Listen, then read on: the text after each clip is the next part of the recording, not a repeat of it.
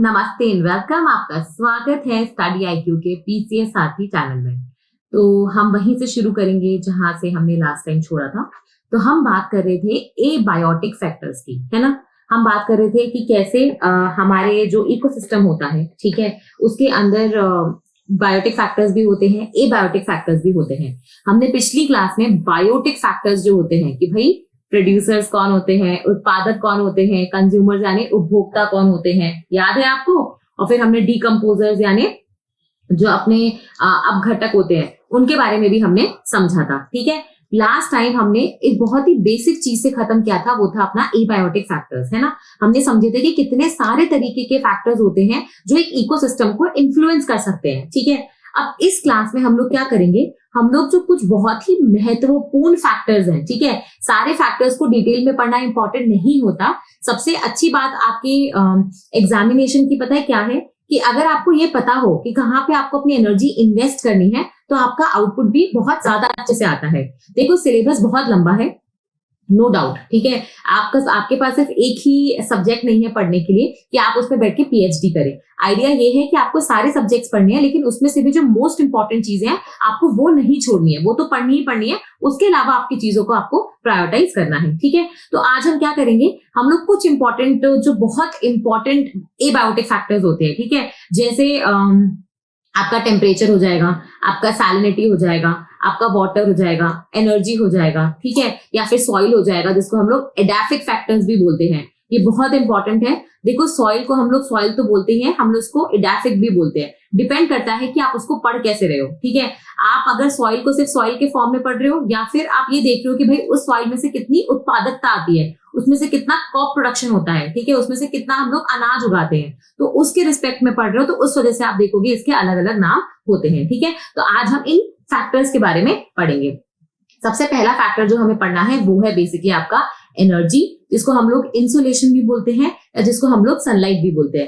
अब आप पहले ये समझो कि मैंने इनको तीनों को ऑब्लिक लगा के क्यों लिखा है, ठीक है। तीनों का मतलब काफी अलग है। देखो एनर्जी तो आपको पता है, जो आइंस्टाइन ने भी कहा था, E = mc² वाली, कि मास एनर्जी में कन्वर्ट होता है, एनर्जी मास में कन्वर्ट होता है, ठीक है। ये आपके साइंस एंड टेक वाले पोर्शन का पार्ट है। तो एनर्जी में तो सभी तरह की एनर्जी आती है, इलेक्ट्रिक भी आती है, आपकी हीट एनर्जी भी आती है, आपकी नॉइज भी आती है, पोटेंशियल एनर्जी भी आती है, काइनेटिक एनर्जी, जो भी हो सकता है, ठीक है।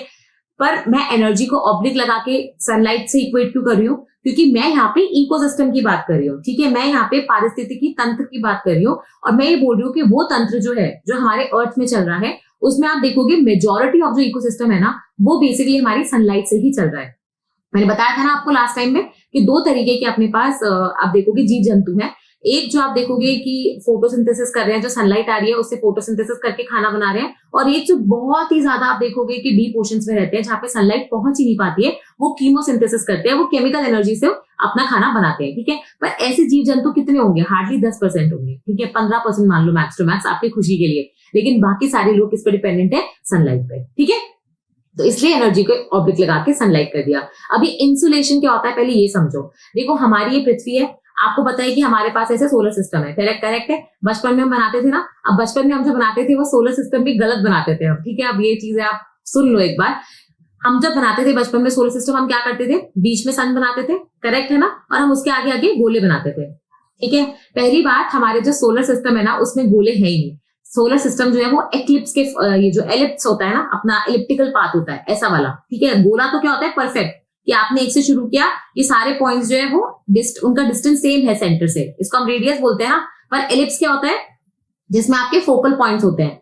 ये बहुत बचपन में आप जब मैथ्स पढ़ते होगे ना, 6th 7th 8th 9th वाली मैथ्स है ये, ठीक है। इसमें आपके फोकल पॉइंट्स हुआ करते थे F1 और F2। तो हमेशा याद रखना, हमारा सोलर सिस्टम जो है ना, हमारा सोलर सिस्टम जो पृथ्वी वाला सोलर सिस्टम है, ठीक है, जो सन वाला सोलर सिस्टम है, वो आप देखोगे वहां पे जितने भी आपके प्लैनेट्स वगैरह हैं वो सारे एलिप्टिकल पाथ में घूम रहे हैं, ठीक है, पहली चीज। दूसरी चीज, जो भी आपके प्लैनेट्स हैं या सन है वो इन फोकल पॉइंट्स पे है, वो सेंटर में नहीं है, ठीक है। वो कहाँ पे है, कोई भी एक फोकल पॉइंट पे होगा। तो सन यहाँ पे होता है मोस्टली, और मतलब कोई भी फोकल पॉइंट पे ले सकते हो आप, और उसके अराउंड आप ऐसे एलिप्स बनाओ, ठीक है। तो ऐसा दिखता है हमारा सोलर सिस्टम, ठीक है। तो बचपन में जो सोलर सिस्टम बनाते थे ना सबकी खुशी के लिए, वो गोला गोला आकार का सोलर सिस्टम नहीं होता। अब यहाँ पे हमारी पृथ्वी है, करेक्ट है। अब क्या होता है कि सन की जो ऊर्जा है वो तो ऐसा तो है नहीं कि भाई यहाँ पे सन है और यहाँ पे अर्थ है तो वो इसी डायरेक्शन में एनर्जी देगा। भाई सन तो चारों तरफ एनर्जी फेंकेगा ना, अपना हीट जो भी है उसका वो चारों तरफ रेडिएट करेगा, ठीक है। और इसलिए तो आप देखते हो कि हमारी जो पृथ्वी है उस पे ऐसे लाइट पड़ रही है, ठीक है। तो जो लाइट हमारी पृथ्वी इंटरसेप्ट कर रही है, ठीक है, उसको हम बोलते हैं इंसुलेशन, ठीक है। इंसुलेशन वो एनर्जी नहीं है जो पूरा सन रिलीज कर रहा है, इंसुलेशन वो एनर्जी है जो हमारी पृथ्वी रिसीव कर रही है, जो एक्चुअली हमारे काम की, क्योंकि जो वो रिसीव करेगी उसी से आगे खाना बनेगा और फोटोसिंथेसिस होगा। तो इसलिए मैंने ऑब्लिक लगा के लिखा है, ठीक है। ये चीजें बहुत बेसिक सी चीजें होती है, लेकिन कई बार पता है ये चीजें ना आपसे इंटरव्यू में पूछ ली जाती है, और तब है ना इट्स बेटर कि या तो हम जवाब ना दें, और अगर गलत जवाब दोगे तो फिर फूल की तरह साउंड करते हैं हम, तो ऐसा नहीं करना है। जब भी आप कुछ पढ़ो तो इतनी शिद्दत से पढ़ो कि आपको पता हो कि अगर कुछ ऑब्लिक लगा के लिखा है तो उसका सेंस क्या बनता है, ठीक है। तो एनर्जी बोलो, इंसुलेशन बोलो या सनलाइट बोलो, ठीक है। अभी इतना महत्वपूर्ण एबायोटिक फैक्टर क्यों है, मैंने आपको पहले ही बताया। एक तो पहली चीज, हमारे यहाँ पे बेसिकली जितना भी खाना बन रहा है, जैसे आपके जो ग्रीन प्लांट्स वगैरह खाना बना रहे हैं, वो सनलाइट से ही बेसिकली खाना बना रहे हैं। और वही सनलाइट, देखो आपके जो ग्रीन प्लांट्स है, ठीक है, ये हरी पत्तियां हैं, है ना, ऐसा कोई प्लांट बना दिया हमने, ये हरी पत्तियां बना दी।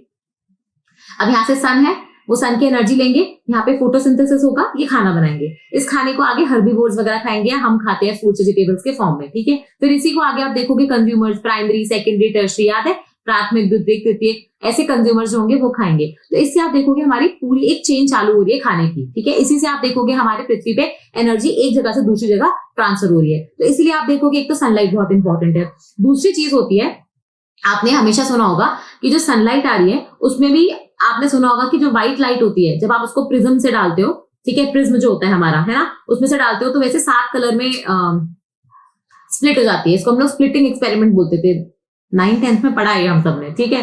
तो स्प्लिटिंग बोलते थे हम इसको, है ना। अरे रेनबो जो होता है वो क्यों बनता है, क्योंकि वो आपके जो आपका एटमॉस्फेयर है उसमें जो आइस क्रिस्टल्स वगैरह हैं या फिर जो भी आपके डस्ट पार्टिकल्स हैं वो लाइट को स्प्लिट कर रहे हैं ना, जो रेन ड्रॉप्स हो रही है बेसिकली उसमें लाइट स्प्लिट हो रही है, और उसके बाद आपको 7 कलर्स दिख रहे हैं, करेक्ट है ना। अब इसमें भी क्या हो रहा है कि अलग अलग वेवलेंथ है। आपने विबग्योर का नाम सुना है, violet, indigo, blue, green, yellow, orange, red. तो विबग्योर में क्या हो रहा है कि आपके पास अलग अलग लाइट है, रेड कलर की, येलो कलर की, वायलेट कलर की, ब्लू कलर की, ग्रीन कलर की, इन सबकी अलग अलग वेवलेंथ है। ऐसा करके आपने कुछ देखा होगा, लैम्डा, इनकी अलग अलग फ्रीक्वेंसी होती है, करेक्ट है ना। तो क्या होता है कि अलग अलग पेड़ जो होते हैं ना, कई बार वो अलग अलग फ्रीक्वेंसी और अलग अलग वेवलेंथ की लाइट जैसी आपके पास पड़ रही है। कई पेड़ जो होते हैं वो रेड लाइट में अच्छा परफॉर्म करते हैं, कई पेड़ जो होते हैं वो ब्लू लाइट में अच्छा परफॉर्म करते हैं। और ये वाला कॉन्सेप्ट पता है कहाँ काम आता है, जो ठंडी कंट्रीज होती है ना अपनी, जहाँ पे आप देखोगे बहुत कम सनलाइट है। अभी जैसे हमारे यहाँ पे ठंड पड़ रही है ना, आप अभी क्या करना, अभी एक बार नॉर्वे या स्वीडन या फिनलैंड का कोई वीडियो देखना, आपको बताएंगे कि वहां पे इतनी जल्दी 4 बजे के आसपास वहां पे सन सेट हो जाता है, और 4 बजे से वहां पे एकदम डार्क अंधेरा हो जाता है। वहां पे सनलाइट इस समय बहुत कम होती है क्योंकि वहां पे विंटर सीजन चल रहा है, ठीक है। तो वहां पे आप देखोगे आर्टिफिशियल तरीके से वो लोग लाइट लगा के खाना पका, मतलब खाना उगाते हैं, क्रॉप्स उगाते हैं, ठीक है। तो वहां पे आप देखोगे ब्लू लाइट, रेड लाइट, इन सब चीजों का बहुत सिग्निफिकेंस रहता है। समझ में आ रहा है आपको। तो वो सारी चीज हो गई। इसके अलावा आप देखोगे कि हमारा जो ओशंस होते हैं, मैंने आपको पहले ही बोला था कि जैसे जैसे आप ओशंस में डीप जाते हो, ठीक है, वहां पे क्या होता है, आपकी सनलाइट रीच नहीं कर पाती है, सनलाइट एकदम नीचे तक पहुंच नहीं पाती है। तो वहां पे क्या होता है, आपका सनलाइट इतना इंपॉर्टेंट फैक्टर नहीं होता, वहां पे आपका कीमोसिंथेसिस काम करता है। तो क्या केमिकल्स रिलीज हो रहे हैं, क्या आपके पास बैक्टीरिया है, उन केमिकल्स को सही चीज में कन्वर्ट करने के लिए वो चीजें महत्वपूर्ण होती है। इसलिए एनर्जी या सनलाइट जो है इंपॉर्टेंट फैक्टर होता है, ठीक है। फिर हम चलते हैं अपने सेकंड फैक्टर की तरफ, जो है आपका, तो रेनफॉल बोलो या उसको पानी बोलो। देखो पानी एक ऐसी चीज है जिसकी बिना हमारे पृथ्वी पे लाइफ एग्जिस्ट कर ही नहीं सकती, ठीक है। पता है ना आपको, वाटर एवरीवेयर, ठीक है। तो वो इट्स वाई हमारा अर्थ जो है उसको हम लोग ब्लू के नाम से भी जानते हैं, ठीक है। वो अलग बात है कि इंडिया का जो आप देखोगे क्रिकेट का हमारे जो ब्लीड ब्लू चल रहा है वो अलग है, लेकिन पानी जो है बेसिकली वही हमारे अर्थ को एक हैबिटेबल कैरेक्टरिस्टिक देता है, ठीक है। जब तभी तो हम लोग जी पा रहे हैं, पानी नहीं होगा तो हम लोग नहीं जी पाएंगे, ठीक है। इसके अलावा आप देखोगे कि पानी जो है सिर्फ पीने के लिए नहीं, हमारी जो बॉडी होती है उसमें जो मैक्सिमम वेट है ना वो वाटर वेट होता है। इनफैक्ट जो प्लांट्स की बॉडी होती है, स्टेम हो गए, रूट हो गए, उनके लीव्स वगैरह हो गए, उसमें भी आप देखोगे वाटर एक बहुत इंपॉर्टेंट कंपोनेंट होता है। 70% से ऊपर उनका जो बॉडी मास है वो एक्चुअली वाटर का होता है। इसके अलावा आप ये देखो कि हमारे यहाँ जो बॉडी में कोई भी रिएक्शन हो रही है, ठीक है, या फिर आप देखोगे जो प्लांट्स में हम फोटोसिंथेसिस बोल रहे हैं या रेस्पिरेशन बोल रहे हैं, कोई भी जो रिएक्शन होती है, ठीक है, जो आपने बहुत पहले बायोलॉजी में पढ़ी होगी, भाई वो उन रिएक्शंस को होने के लिए भी आप देखोगे पानी की जरूरत या फिर एक्वस मीडियम की जरूरत पड़ती है। तो बहुत सारी जो रिएक्शंस हमारे बॉडी में या कोई भी लिविंग ऑर्गेनिज्म की बॉडी में होती है वो सारी एक्वस मीडियम यानी पानी के मीडियम में होती है। उनको कुछ ना कुछ चाहिए सबस्ट्रेट जहाँ पे वो रिएक्शन हो सके, ठीक है। इसके अलावा आप देखो कि पानी का इंपॉर्टेंस क्या है, रेनफॉल आती है, प्रेसिपिटेशन होता है, उसी से आप देखोगे हमारी सॉइल में नमी आती है, उसी से हमारी क्रॉप ग्रोथ होती है। भाई इरिगेशन के बिना या पानी के बिना कोई क्रॉप उगा सकते हो क्या? आप नहीं उगा सकते, है ना? तो वो अलग चीज है। इसके अलावा आप देखोगे कितने सारे ऑर्गेनिजम्स हैं, वो तो सिर्फ पानी में ही रहते हैं, एक्वेटिक ऑर्गेनिजम्स। भाई फिशेज, हम बोलते थे ना बचपन में पढ़ते थे, मछली जल की रानी है, जीवन इसका पानी है। तो आप सोचो कि कितने सारे ऑर्गेनिजम्स हैं जो सिर्फ और सिर्फ पानी में रहते हैं, उसके अलावा वो जी नहीं सकते। तो उनके लिए भी आप देखोगे पानी बहुत जरूरी होता है। इसके अलावा आप देखो, आप जब ज्योग्राफी पढ़ते हो, ठीक है, तो उसके अंदर आप पढ़ते हो करंट्स के बारे में, ठीक है, hot water current, cold water currents के बारे में पढ़ते हो। और आप ये पढ़ते हो कि कैसे एटमॉस्फेयर और पानी दो तरीके हैं हमारे अर्थ में जिससे हम लोग हीट को डिस्ट्रीब्यूट करते हैं, ठीक है। तो आपके यहाँ पे जैसे ये जो ट्रॉपिकल एरियाज होते हैं, यहाँ पे ज्यादा सनलाइट पड़ती है तो ज्यादा गर्म रहते हैं। जो अपने पोलर एरियाज होते हैं वहां पे कम सनलाइट पड़ती है। क्यों? क्योंकि आपका अर्थ जो है, सपोज ये आपका अर्थ है, ये आपका सन है ना। तो आपको ये पता है कि हमारा जो अर्थ है उसमें ये 0 डिग्री से लेकर 30 डिग्री नॉर्थ और 30 डिग्री साउथ, तो ये ट्रॉपिकल एरियाज हैं। यहाँ पे जो सन होता है वो कभी ना कभी एक बार आपका ओवरहेड आता है, ठीक है। जैसे हमारे यहाँ पे नून टाइम में आपको पता है कि जो अपना सन है वो ओवरहेड आता है, लेकिन इनके इसके बियॉन्ड क्या होता है, जो सनरेज है वो स्लांटिंग है। इसलिए क्या हो रहा है कि जो आपके पोलर एरियाज होते हैं, टेम्परेट एरियाज होते हैं, वहां पे जो हीट होती है वो थोड़ी कम होती है। तो अब आप ये सोचो कि यहाँ पे हीट ज्यादा है, यहाँ पे हीट कम है, तो ऐसे तो नहीं चलेगा, हमें बैलेंस करना पड़ेगा अर्थ को। अपनी जो हीट है तो वो कैसे बैलेंस करती है? या तो एटमॉस्फेयर में जो आप देखोगे विंड जो है हमारी इधर से उधर मूव करती रहती है, या तो उसके तरीके से, या फिर आपके करंट्स जो आपके वाटर फ्लो हो रहा है उसकी वजह से, ठीक है। तीसरी चीज आप ये देखो, जो पानी होता है, अगर आप मुंबई के आसपास रहते हो, ठीक है, आप कोई बीच वाले एरिया के आसपास रहते हो, तो आप हमेशा देखोगे जो टेम्परेचर होता है वो मॉडरेट रहता है। कभी भी बहुत ज्यादा गर्मी या ठंडी नहीं पड़ती। क्यों? क्योंकि वहां पे पानी से लैंड और लैंड से सी, जो अपने सी ब्रीज, लैंड ब्रीज, ये सब चलता रहता है, ठीक है। तो पानी टेम्परेचर को मॉडरेट करता है। लेकिन वही अगर आप राजस्थान में रह रहे हो, साइबेरिया में रह रहे हो, ठीक है, बहुत ही कोई ऐसी जगह पे रह रहे हो जहाँ पे पानी बहुत दूर है, ठीक है, तो वहां पे क्या होता है, आपका ये जो मॉडरेटिंग इन्फ्लुएंस होता है ना पानी का, वो नहीं आ पाता, ठीक है।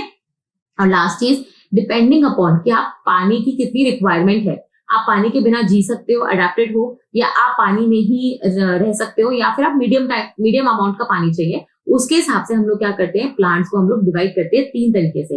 या तो आप हाइड्रोफाइट होते हो, या मीजोफाइट होते हो, या फिर आप जीरोफाइट होते हो, ठीक है। तो ये हम अभी पढ़ेंगे कि हाइड्रोफाइट, जीरोफाइट और मीजोफाइट्स क्या होते हैं। लेकिन इसके पहले हम लोग क्या समझेंगे, हम लोग ये समझेंगे, एक्चुअली हमने अभी क्या पढ़ा था, पहला फैक्टर सनलाइट, राइट। तो बेसिकली आप ये देखोगे कि अगर आप ओशन बनाते हो या सी बनाते हो तो क्या होता है, ये तो लैंड एरिया है भाई। ऐसा तो है नहीं कि अगर आपने कोई बीच देखा तो बस यहाँ तक लैंड था, उसके आगे सी हो गया। भैया ऐसे नीचे की तरफ देखोगे तो पानी में आप चल पाते हो ना थोड़ा थोड़ा। क्यों? क्योंकि नीचे की तरफ लैंड होता है, तो ये वही वाला लैंड है, ठीक है। समझ लो कि गोवा है ये, और गोवा में आप कोई बीच के पास बैठे हो, तो वहां पे ये जो लैंड है ये ऐसे चलता जा रहा है, और यहाँ पे आप देखोगे पानी है, ठीक है। अब क्या होता है, हमने पानी को डिवाइड कर रखा है डिफरेंट डिफरेंट लेयर्स में। देखो सबसे ऊपर वाली जो लेयर है ना, ये वाली,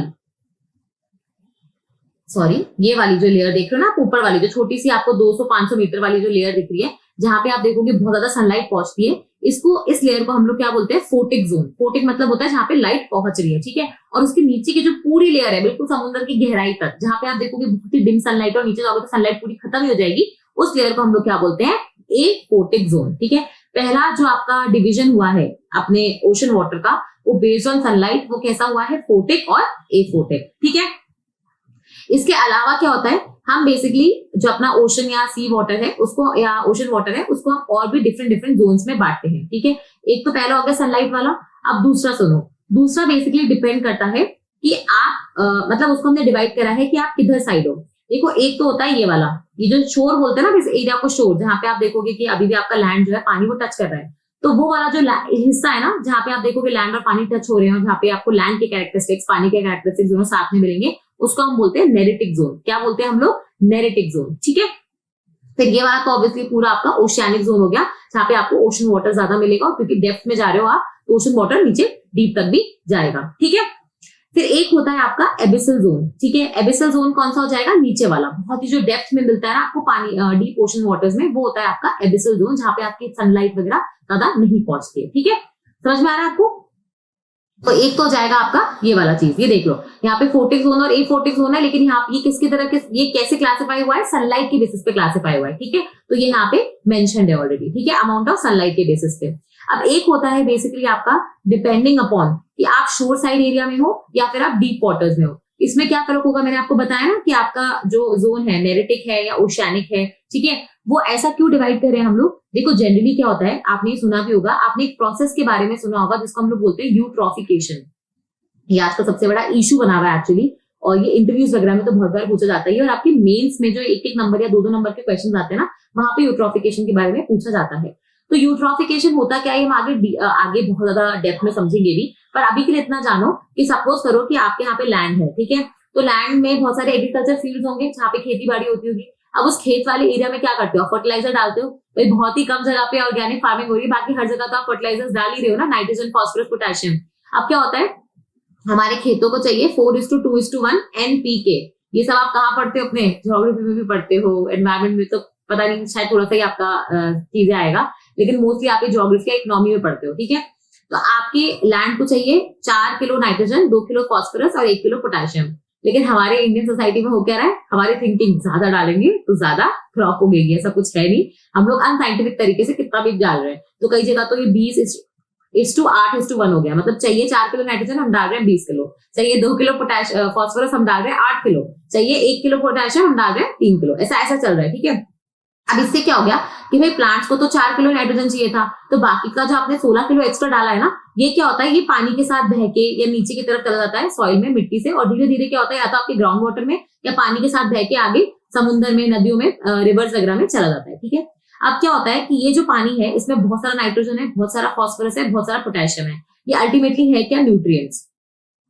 समझ में आ रहा है। अभी न्यूट्रिएंट्स क्या होते हैं, ये जैसे ग्रीन प्लांट्स की ग्रोथ के लिए चाहिए होते हैं ना, वैसे ये एल्गी के ग्रोथ के लिए चाहिए होते हैं। तो अब ये जो पानी आया जिसमें आप देखोगे इतना सारा न्यूट्रिशन है, ये क्या करेगा, ये एल्गी की ग्रोथ को प्रमोट करता है, ठीक है।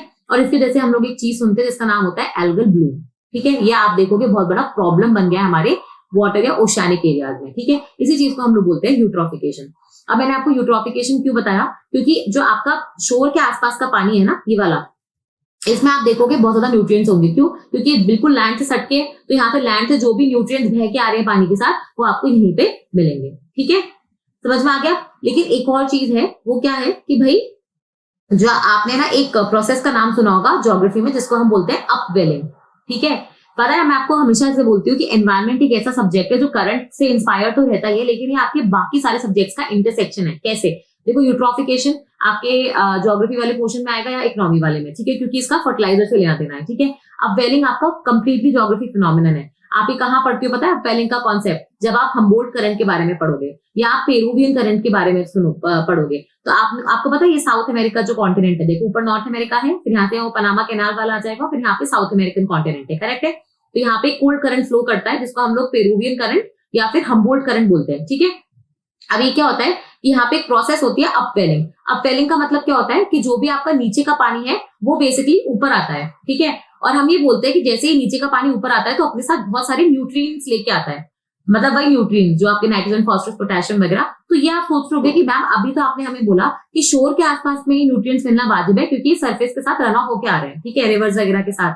लेकिन नीचे से पानी ऊपर आ रहा है, तो न्यूट्रिशन कैसे ऊपर आ रहा है या न्यूट्रिएंट्स कैसे ऊपर आ रहे हैं, क्योंकि देखो इस प्रोसेस को हम लोग अपवेलिंग बोलते हैं, जब नीचे का पानी ऊपर आता है न्यूट्रिएंट्स के साथ, ठीक है। लेकिन ये न्यूट्रिएंट नीचे पहुंचे कैसे, अरे आप ये सोचो कि समुद्र में जितनी भी फिशेज, मछली वगैरह हैं, जब वो मर जाएंगी, ठीक है, तो क्या होगा, वहां पे भी डिकम्पोजर्स हैं, कुछ आप देखोगे आपके अपघटक है, वो इन पे काम करेंगे, इनकी बॉडीज को डिकम्पोज करेंगे, और जो भी न्यूट्रिएंट्स वगैरह होंगे वो रिलीज हो जाएंगे। वो क्या करेंगे, बॉटम पे जाके सेटल हो जाते हैं, ठीक है। और जैसे ही आप देखोगे अपवेलिंग का प्रोसेस होता है, तो ये सारे न्यूट्रिएंट्स पानी के साथ ऊपर आते हैं, ठीक है। तो इसलिए आप कई बार देखते होगे कि डीप वाटर में भी आपको बहुत ज्यादा न्यूट्रिएंट्स देखने को मिलते हैं, ठीक है।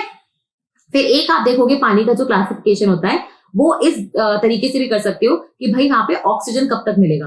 आपको पता है, जब आप कोरल्स पढ़ते हो, जो आप ज्योग्राफी में भी पढ़ोगे, जो पढ़ते हो, और जो आप एनवायरमेंट में भी मेरे साथ पढ़ोगे, ठीक है, तो कोरल्स आप हमेशा सुनते होगे कि ये जो सरफेस होता है उसमें मैक्सिमम 50 से 80 आप देखोगे मीटर नीचे तक ही मिल पाते हैं, उसके नीचे नहीं मिलते। क्यों, क्योंकि यहाँ पे ऑक्सीजन चाहिए होता है, और ऑक्सीजन जो होता है वो ऊपर ही मिलता है। आप देखते हो ना कितनी सारी मछलियां होती है, अपनी वेल्स होती है, डॉल्फिन होती है, वो बार बार सरफेस पे आती है, फिर आप देखोगे ऐसे वो लेके जाती है ऑक्सीजन और वापस नीचे जाती है, फिर वापस ऊपर आती है, फिर ऑक्सीजन लेती है, फिर नीचे जाती है, ठीक है। तो ऑक्सीजन जो होता है वो सरफेस लेवल पे ज्यादा होता है, डीप वाटर्स में काफी कम होता है, ठीक है।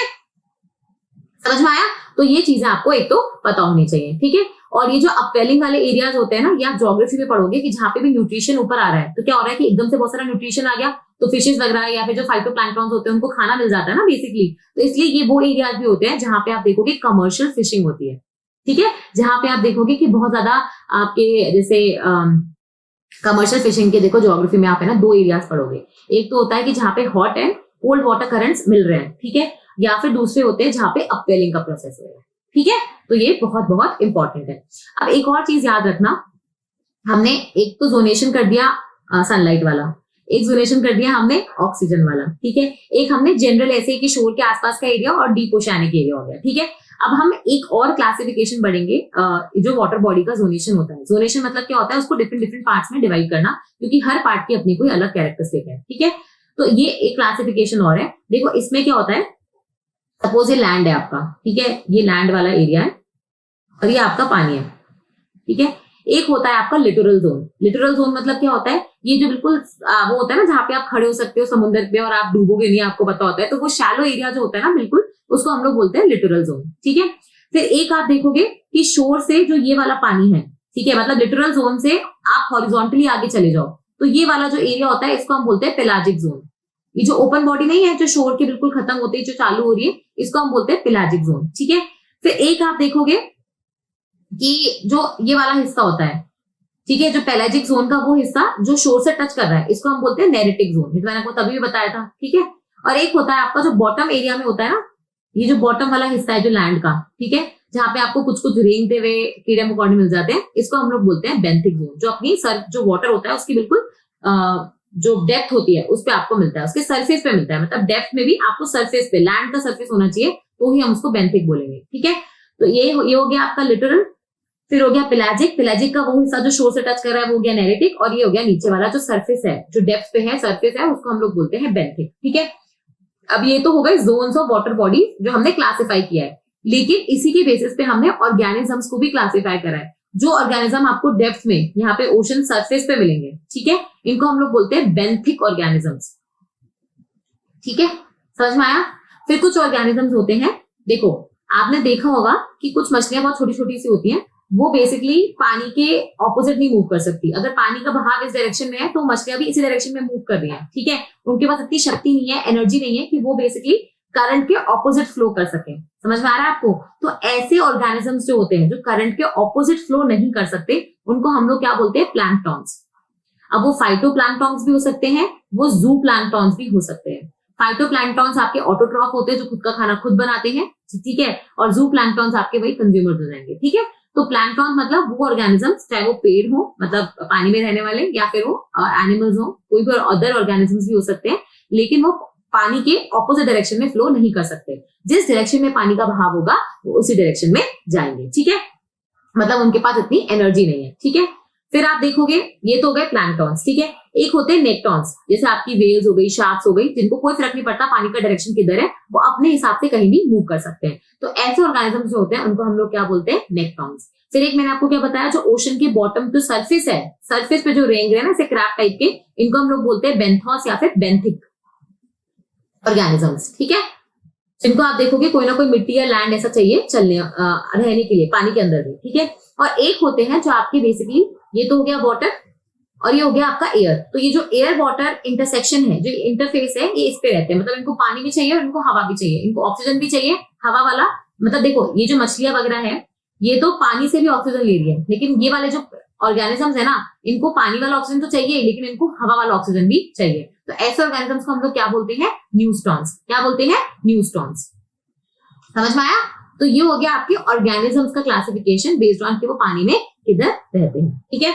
अब वही है, एक तो हो गया आपका लिटरल जोन, जो आपका ये वाला हिस्सा होता है ना, इंटरटाइडल जोन जिसको हम लोग बोलते हैं, जो शैलो वाटर वाला एरिया होता है, और इसी के जो ओपन वाटर था जिसको हम लोग ओशियानिक बोल रहे थे, इसको हम लोग लिम्नेटिक जोन, जो ऊपर वाला हिस्सा है इसको हम लोग लिम्नेटिक बोलते हैं। क्यों? क्योंकि यहाँ पे अभी भी सनलाइट आ रही है, लेकिन ऊपर वाला हिस्सा लिम्नेटिक है, जो नीचे वाला हिस्सा है ना इसको हम लोग यूफोटिक, एफोटिक, एबिसल जोन, कुछ भी बोल सकते हो आप इसको, ठीक है। अलग अलग बुक्स में जाओगे ना तो आपको अलग अलग क्लासिफिकेशन मिलेगा। मैं नहीं चाहती थी कि आप कंफ्यूज हो, क्योंकि अलग अलग बुक्स ने अलग अलग तरीके से इसको क्लासिफाई कर रखा है, लेकिन आपको सारे नाम पता होने चाहिए कि कल को अगर आपसे कोई पूछ ले कि लिटरल जोन क्या होता है, नेरेटिक क्या होता है, बेंटिक क्या होता है, लिम्नेटिक क्या होता है, फोटिक एफोटिक क्या होता है, तो आपको पता हो कि ये होता है, हमें ये लिख के आना है, ठीक है।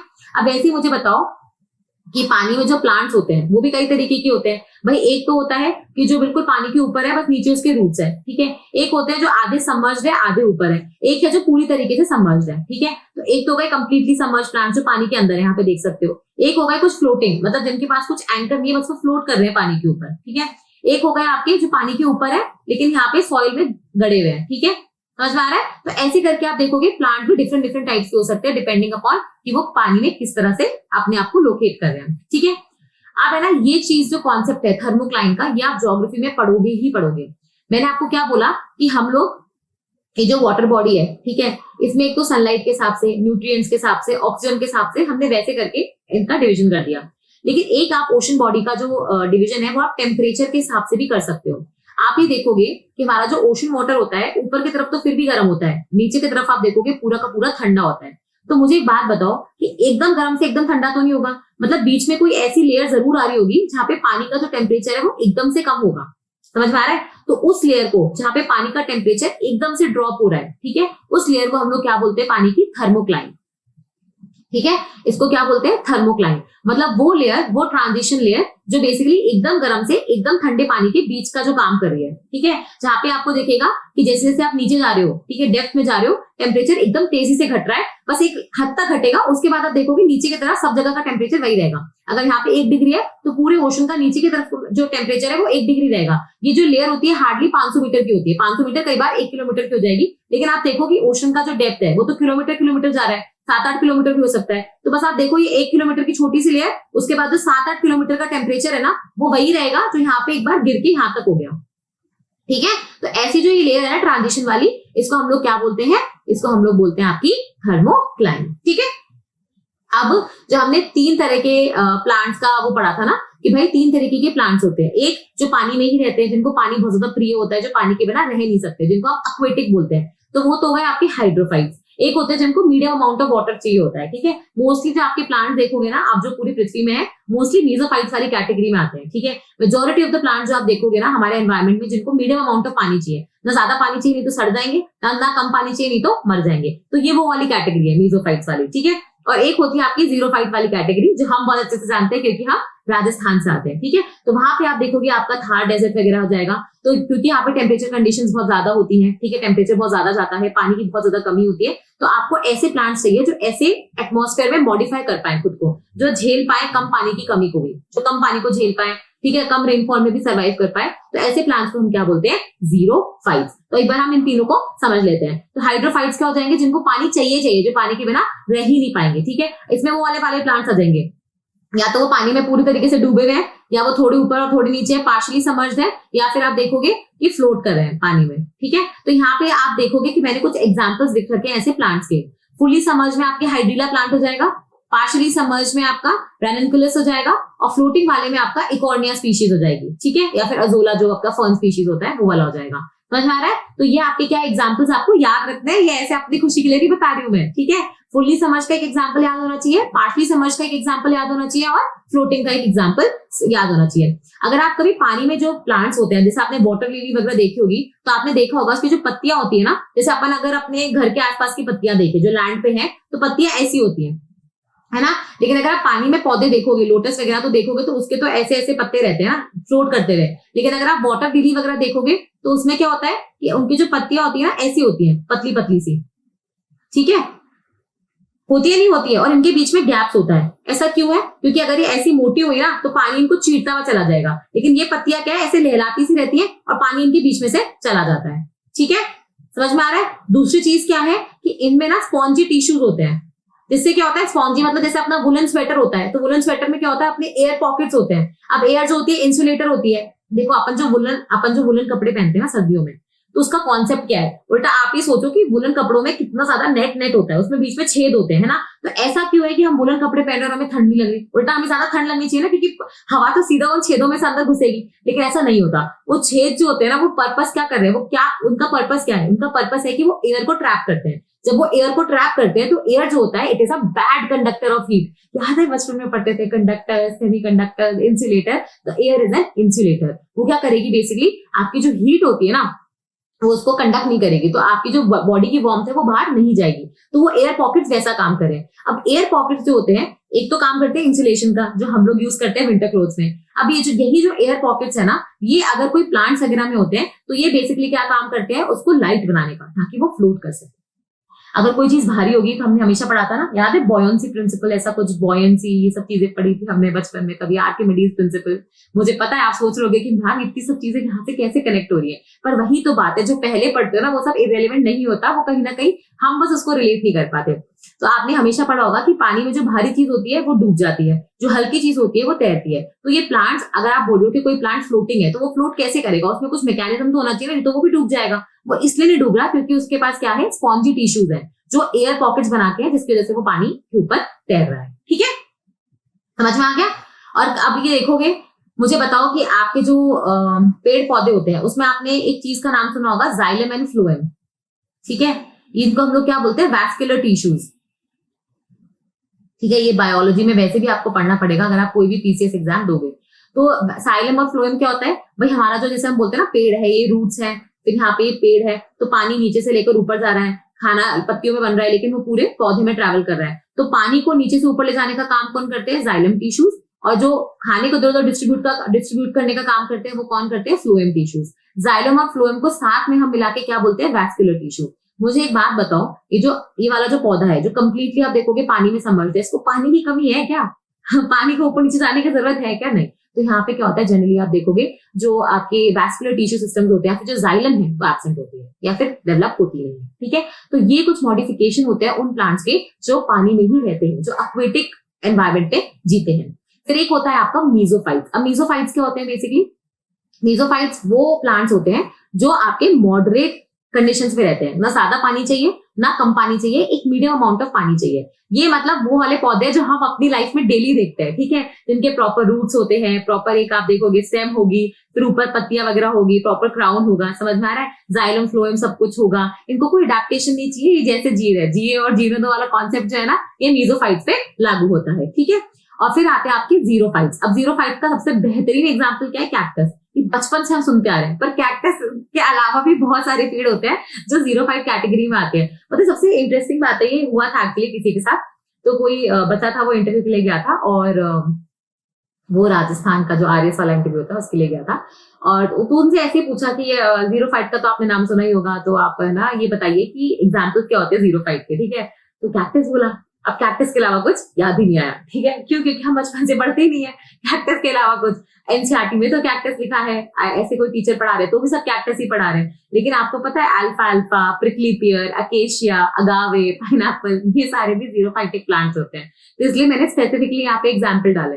ये तो क्या होगा कि कल आप जाओगे, फिर आपको भी पूछेंगे कि जीरोफाइट का एग्जाम्पल दो, 3 एग्जाम्पल पूछे, अपन कैक्टस बोल के चांस। ठीक है, ऐसा नहीं होना चाहिए। ठीक है, तो जीरोफाइट क्या हो जाएंगे बेसिकली, आपके जीरोफाइट्स वो प्लांट्स हो जाएंगे जो आपके ड्राई कंडीशंस में, ठीक है, हाई टेम्परेचर कंडीशंस में, ड्राई एनवायरनमेंट में, कम रेनफॉल में, कम पानी में रहने के लिए अडेप्टेड है। अब वो कैसे अडेप्टेड है, अब यहाँ पे आप कैक्टस का एग्जाम्पल अपने दिमाग में रखो। कैक्टस कैसा होता है, ऐसा बीच में ऐसे ग्रीन कलर की एक फ्लैशी सी स्टेम होती है और उसके ऊपर ऐसे कांटे कांटे बने होते हैं। तो पहली बात तो यहाँ पे क्या होता है, मोस्टली पेड़ों में लीव्स नहीं होती है। ठीक है, लीव्स की जगह क्या बन गए होते हैं, वो स्पाइन्स।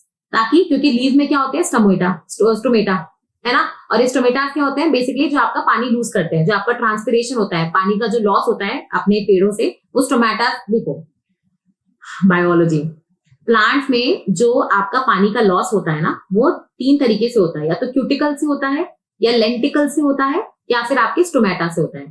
ठीक है, अब 90% जो वाटर लॉस होता है ना, वो स्टोमेटा से ही होता है, जिसको हम लोग ट्रांसपिरेशन लॉस बोलते हैं। ठीक है, तो अगर आपको पानी का बचत करनी है, आपको चाहिए कि भाई आपके बॉडी से पानी ना जाए, तो आप क्या करोगे, या तो स्टोमेटास को, आपके पत्तियां जो ऊपर है स्टोमेटा, या तो आप उनको नीचे कर दोगे कि भाई आप और नीचे चले जाओ, डेप्थ में चले जाओ, ताकि मतलब आप कम पानी का लॉस करो, या फिर आप पत्तियां को हटा के स्वाइन में कन्वर्ट कर लो, ठीक है। या फिर आप क्या करोगे कि जो स्टोमेटा है वो दिन में ना खुलने की बजाय रात को खुलेंगे, क्योंकि स्टोमेटा ओपन होंगे तभी तो आपकी ऑक्सीजन भी अंदर आएगी, CO2 भी अंदर आएगी, तो वो भी तो एक प्रॉब्लम है।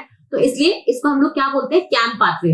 एक अडेप्टेशन होता है प्लांट्स में, वो प्लांट्स में जो बेसिकली डेजर्ट एरियाज में रहते हैं, कि वो दिन में ना खुल के रात में खुलते हैं। भाई आपको पता है फोटोसिंथेसिस दिन में होता है, क्यों? क्योंकि सनलाइट आई है। तो आप ही सोचोगे कि मैडम अगर दिन में नहीं खुलेंगे तो फोटोसिंथेसिस कैसे करेंगे? तो उसी को जो अडेप्टेशन उन्होंने निकाला है वो है आपका कैम्प पाथवे, ठीक है, जिसमें ये लोग रात को खुलते हो, फिर एक अलग तरीके से फोटोसिंथेसिस का पूरा प्रोसेस होता है, ठीक है। समझ में आया? एक तो आपका ये अडेप्टेशन होता है। दूसरा क्या होता है, अगर आप कभी भी डेजर्ट के एरियाज के प्लांट्स को देखोगे ना, उनकी रूट को, तो बहुत लंबी लंबी नीचे तक जाती है। क्यों? क्योंकि पानी है ही ना। अगर पानी ही मिल जाता तो उनको रूट्स को बनाने की जरूरत ही नहीं पड़ती, लेकिन पानी बहुत डेप्थ में जाके मिलेगा उनको, ठीक है। तो वो बहुत दूर नीचे तक, बिल्कुल नीचे तक आप देखोगे अपनी जड़ों को फैलाते हैं। फिर तीसरी क्या होती है, इनकी जो स्टेम्स होती है जनरली आप देखोगे ग्रीन और फ्लैशी होती है। फ्लैशी मतलब बहुत सारा पानी स्टोर करके रखती है, इसलिए आप देखोगे कैमल्स वगैरह जो होता है अगर खाते हैं इनको, तो ये इसमें से भी पानी निकाल सकते हैं, ठीक है। दूसरी चीज आप ये देखोगे, ये ना एकदम ऐसे रिफ्लेक्शन सा करती है, मतलब इनके ऊपर ऐसा लगेगा कि अगर आपको लाइट गिरती है, जैसे आपको कभी नहीं देखते आपकी पानी पे अगर लाइट गिरती है तो वो रिफ्लेक्शन जो होता है वो कब आता है, जब आप देखोगे आपके पास ऐसी प्रॉपर्टी है कि सरफेस पे अगर लाइट गिर रही है तो वो रिफ्लेक्ट हो जाएगी। तो इससे क्या होगा कि वो हीट को एब्जॉर्ब नहीं करेंगे, अगर हीट एब्जॉर्ब करेंगे तो पानी सूख जाएगा, तो वो रिफ्लेक्ट करते हैं मोस्टली अपनी सनलाइट को, ठीक है।